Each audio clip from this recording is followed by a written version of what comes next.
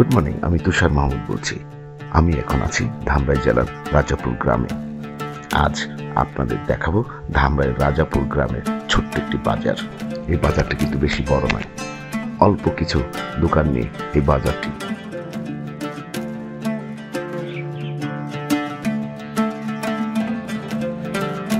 এখন বাজারের লোকজন না দেখা গেলেও সকালে কিন্তু এর চিত্র থাকে ভিন্ন।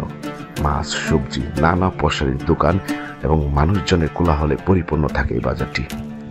এই বাজারে আকর্ষণীয় যে জিনিসটি তা হলো এই বাজারের বট গাছ। হ্যাঁ, এই বাজারে 3টি শতবর্ষীয় বট গাছ রয়েছে। স্থানীয় লোকদের কাছে জানতে পারলাম এই বট গাছটিতে নানা রকম পাখির বাস। সকালে আসলে এই পাখিগুলো দেখা যায়।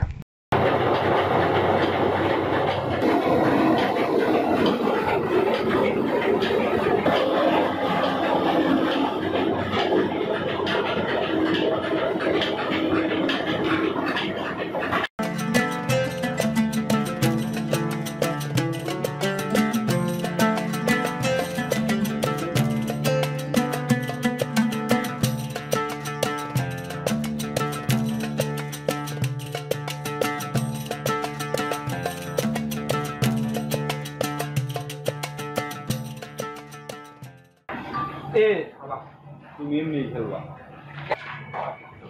সুন্দর দাদা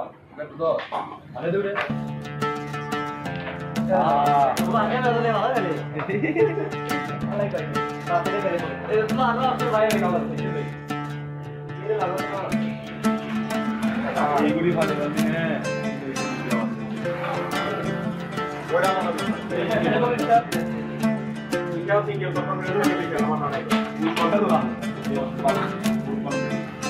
আমিও করে নিয়ে আসি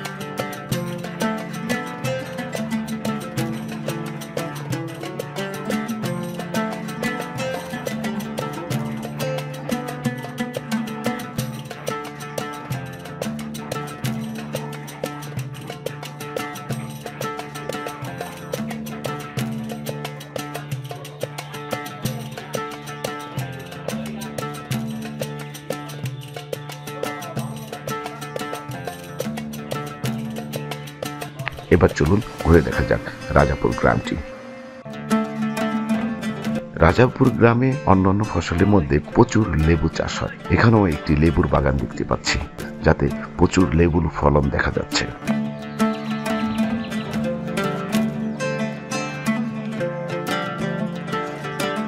গাছগাছালির ছায়ায় অপরূপ গ্রামীণ বাড়ি।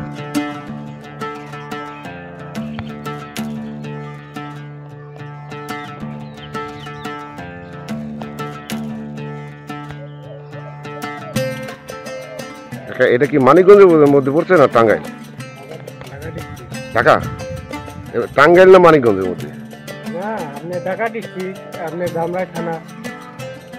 ধামরাই থানা। আর এটা নাম রাজাপুর। শুনলাম যে এটা নাকি টাঙ্গাইল।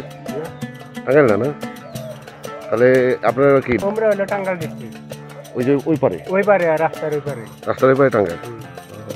আপনার কি নাম? আমার নাম জিয়ারত। কি করেন আপনি এখানে? আমি আপাতত বিদেশে আসলাম, আমি আপাতত বাড়িতে আছি। এটা কি ওই চাষাবাদ করবেন?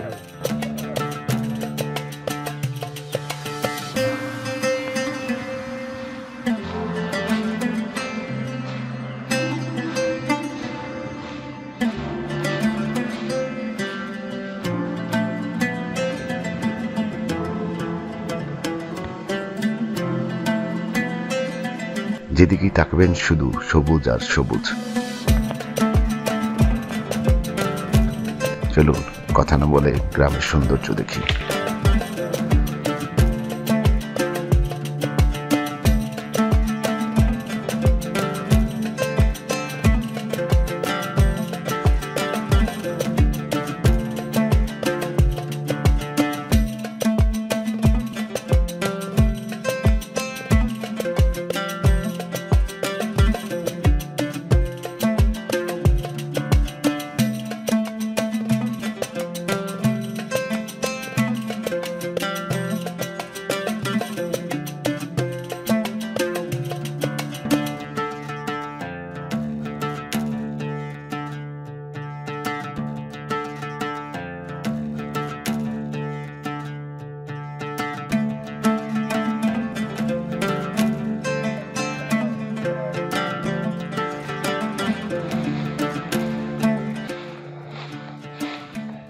মোবাইল টিপতে পারো?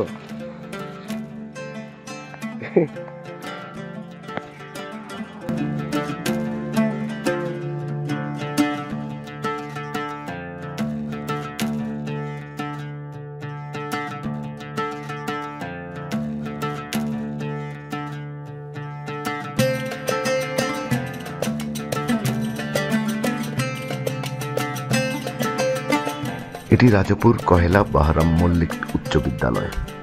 1983 সালে বিদ্যালয়টি প্রতিষ্ঠিত করেন রাজাপুরের সম্ভ্রান্ত মল্লিক পরিবার।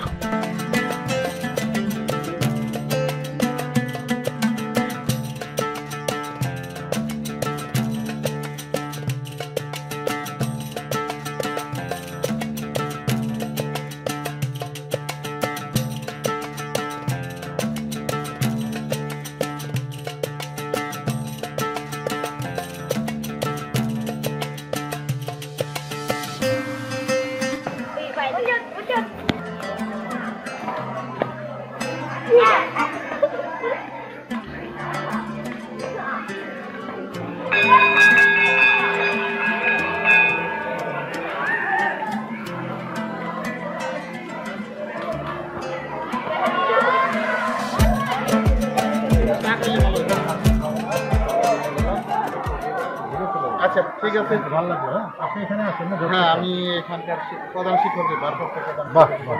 আসসালামু আলাইকুম।